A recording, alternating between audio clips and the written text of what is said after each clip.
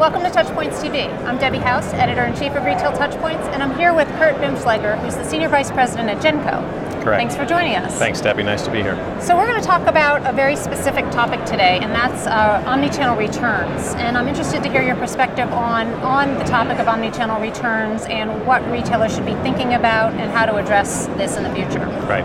Well, as you know, returns is a big part of the retail business. The omnichannel is creating a new focus where people who maybe purchased it online may want to return it to the store.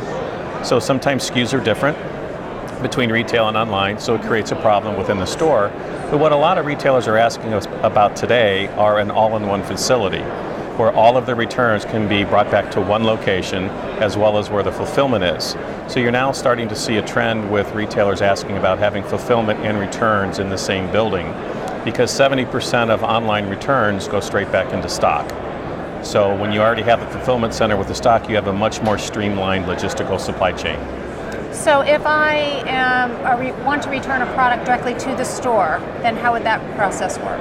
Well, the store can either return it, they can keep it, or they can send it back through their returns process. But if, depending upon what that process is, they vary retailer by retailer.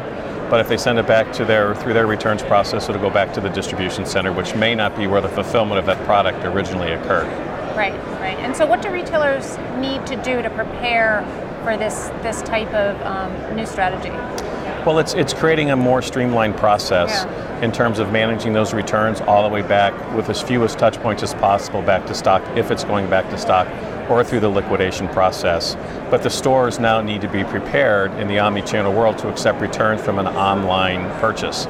Sometimes the SKUs are different, and that's not the easiest for some stores today. All right, so I'm assuming that you probably don't have specific numbers, but this can really streamline the process, create efficiencies, and save retailers a significant amount of time and money and inventory expenses, I guess? Correct, but the real key is making sure the customer experience is optimal with that customer, because if they buy it online and want to return in the store, you need to have that path.